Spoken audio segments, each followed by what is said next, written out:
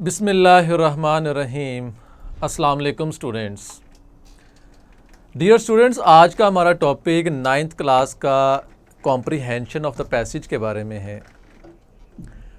Comprehension of passage आपको board के exams के अंदर 10 मार्क्स का ये क्वेश्चन आता है, जिसमें आप बड़े आसान तरीके से you can easily get 10 out of 10 marks. Comprehension of passage होता क्या है? कॉम्प्रीहेंशन का मतलब होता है समझ आना, समझ बूझ। पैसेज मतलब पैराग्राफ, यानी कि पैराग्राफ की मुकम्मल तौर पर समझ बूझ, इसको हम कॉम्प्रीहेंशन ऑफ पैसेज कहते हैं। होता क्या है कि आपको एक पैराग्राफ दिया जाता है, आपने उस पैराग्राफ को समझना होता है और फिर उस पैराग्राफ से रिलेटेड आपको कुछ क्वेश्चन दिए जाते हैं, जिसको आपने उस पैराग्राफ में से ही आंसर ढूंढ के उसको सॉल्व करना होता है। तो ये बड़ा आसान सा तरीक़ाकार है। इसको सॉल्व करने के हवाले से कुछ हमारे पास रूल्स एंड रेगुलेशंस हैं। पहले हम वन बाय वन को पढ़ते हैं। कॉम्प्रीहेंशन यानी कि तफ़हीम व अबारत का मतलब पैराग्राफ की मुकम्मल तौर पर समझ बूझ है। पैराग्राफ को मुकम्मल पढ़ने के बाद दिए गए सवालात के जवाबात देने होते हैं। जवाबात देने के लिए मंदरजा झैल बातें ज़हन नशीन कर लें। नंबर 1 क्या है कि पैराग्राफ को कम अज़ कम 3 बार लाजमी पढ़ें, क्योंकि जब आप पहली दफ़ा पढ़ते हैं आपको कुछ चीज़ें समझ आती हैं, कुछ आपको समझ नहीं भी आती। फिर सेकंड टाइम पढ़ें, अगर आपको मुकम्मल तौर पर समझ आ गई है तो ठीक है, अदरवाइज़ उसको तीसरी दफ़ा पढ़ने की भी कोशिश करें। इससे क्या होगा कि आपके तमाम कॉन्सेप्ट्स क्लियर हो जाएंगे। नंबर 2 है अहम अल्फाज या सतूर को ख़त कशीदा करते जाएं। जिनके जो अल्फाज आपको अहम लग रहे हैं, जो लाइंस आपको अहम लगती हैं कि इससे रिलेटेड क्वेश्चन हो सकता है, उसको आप अंडरलाइन कर लें। नंबर 3 पे कहता है कि जिन सतूर में जवाबात मौजूद हों उनको नुमाया करें। फिर जब आप सवालात को पढ़ेंगे, फिर आपको लगे कि इसका आंसर इस लाइन के अंदर हो सकता है, उस लाइन को हाईलाइट कर लें या अंडरलाइन कर लें, जिस तरह से भी आपको ईजी लगे। नंबर 4 पर है कि सवालात को बार बार पढ़ें। सवालों को भी बार बार पढ़ने की कोशिश करें कि उसमें पूछा क्या है। ठीक है, कुछ क्वेश्चंस बड़े इजी होते हैं, बड़े आसानी से समझ आ जाते हैं, लेकिन कुछ क्वेश्चंस को थोड़ा 2-3 दफ़ा पढ़ना पड़ता है ताकि उसका कॉन्सेप्ट क्लियर हो सके।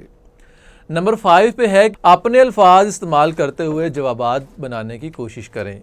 यानी कि ये नहीं है कि आप एज इट इज़ पैराग्राफ की लाइन उठा के नीचे जवाब लिख दें। कुछ क्वेश्चन ऐसे होते हैं कि सेम वही लाइन ही हमें लिखना पड़ती है, लेकिन बेहतर ये होता है कि आप अपनी वर्डिंग के अंदर उसको चेंज करने की कोशिश करें, ना कि एज इट इज़ पैराग्राफ की लाइन ही आप नीचे लगा दें। नंबर 6 पे है कि सवालात के मरकज़ी अल्फाज को पैराग्राफ के अल्फाज के साथ मिलाएं। यानी कि जो सवाल के अंदर अल्फाज आ रहे हैं जो उसने पूछने की कोशिश की है, उन अल्फाज को पैराग्राफ के अंदर देखें और उनको हाईलाइट कर लें या अंडरलाइन कर लें, जिस तरह से बोल्ड करना चाहते हैं बोल्ड कर लें।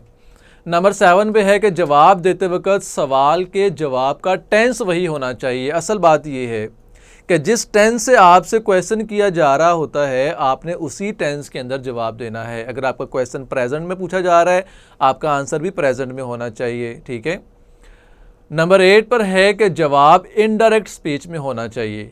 ठीक है, इनके अगर आपसे क्वेश्चन डायरेक्ट पूछा जा रहा है, डायरेक्ट स्पीच के अंदर पूछा जा रहा है, या पैराग्राफ के अंदर उसका आंसर डायरेक्ट स्पीच में लिखा हुआ है, तो आपने आंसर करते वक्त उसको इनडायरेक्ट स्पीच के अंदर कन्वर्ट करना होता है। ये हम पैराग्राफ को जब सोल्व करेंगे तो वहाँ पर हम इसको डिटेल के साथ देखेंगे। नंबर 9 पे कहता है कि सवाल का जवाब मुकम्मल होना चाहिए। मतलब ये है कि जितनी बात पूछी जाए उतनी ही बताई जाए, यानी कि जो क्वेश्चन किया जा रहा है जस्ट उसका आंसर होना चाहिए। कुछ बच्चे 3-4 लाइनें का आंसर लिख देते हैं और सोच ही रहे होते हैं कि शायद इसमें पूरा आंसर आ जाएगा, कवर हो जाएगा। तो ऐसा नहीं करना आपने, बल्कि जितनी बात पूछी जा रही है, चाहे वो 1 लाइन है चाहे वो 2 लाइन्स हैं, आपने टू द पॉइंट उसको आंसर देना है, ना कि उसको डिटेल के साथ आप एक्सप्लेन करना शुरू कर दें। तो ये कुछ 8 से 9 रूल्स थे जो हमने देखे, हमने सीखे। अब इन रूल्स को आपने अपने जहन में रखना है। अब हम पैराग्राफ को पढ़ते हैं और उनके आंसर को सॉल्व करने की कोशिश करते हैं। So comprehension number 1. One day a wolf felt very hungry.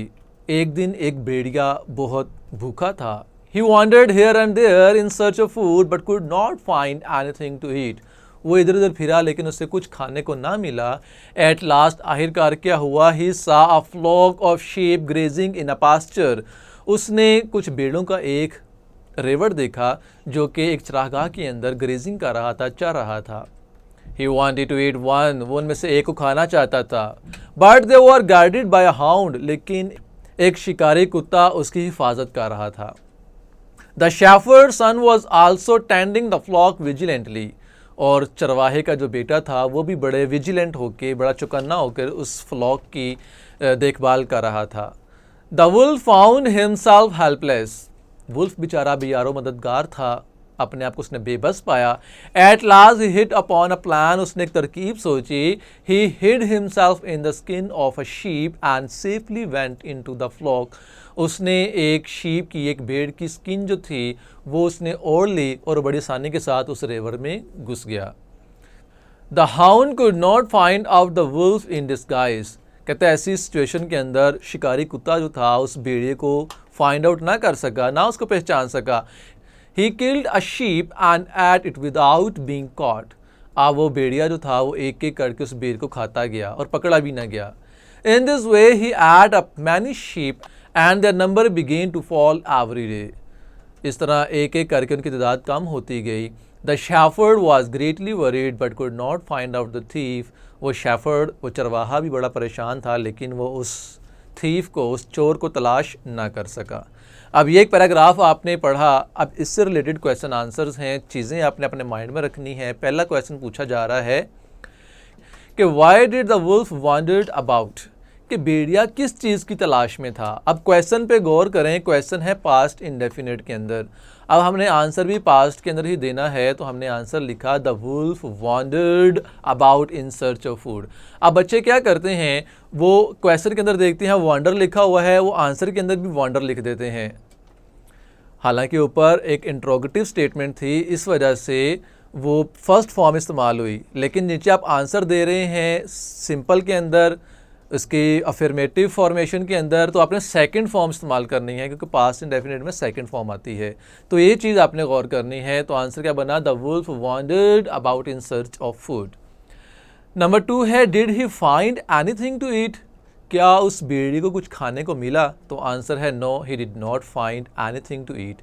अब इसका आंसर भी नेगेटिव के अंदर है, इसलिए हमने डिड नॉट का इस्तेमाल किया और फर्स्ट फॉर्म ही हमने रहने दी. क्वेश्चन नंबर 3 है कि why was the wolf helpless, वो भेड़िया क्यों भी यारो मददगार था. तो आंसर है the wolf was helpless as the flock was guarded by a hound. वो इसलिए बेबस था क्योंकि उस फ्लॉक की देखभाल एक शिकारी कुत्ता कर रहा था.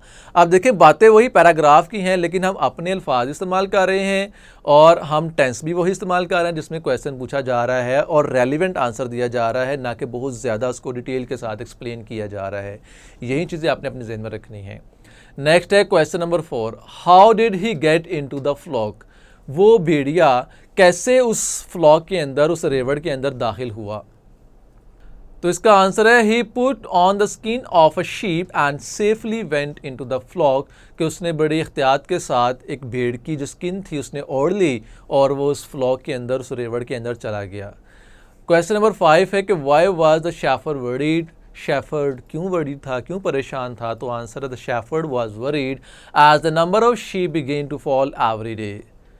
क्वेश्चन नंबर 6 है did he find out the thief, क्या उसको चोर मिल गया था. तो आपने लास्ट लाइन में पढ़ा था कि नहीं, तो आंसर क्या लिखा हमने, no he did not find out the thief, नहीं उसको वो तलाश नहीं हो सका था. तो यहाँ पर आपने तमाम पॉइंट्स को अपने जहन में रखते हुए सॉल्व पैराग्राफ को देखना है कि कैसे इसको सॉल्व किया गया है और इसकी प्रैक्टिस करनी है. यहाँ पर हमारा पैराग्राफ नंबर 1 मुकम्मल होता है.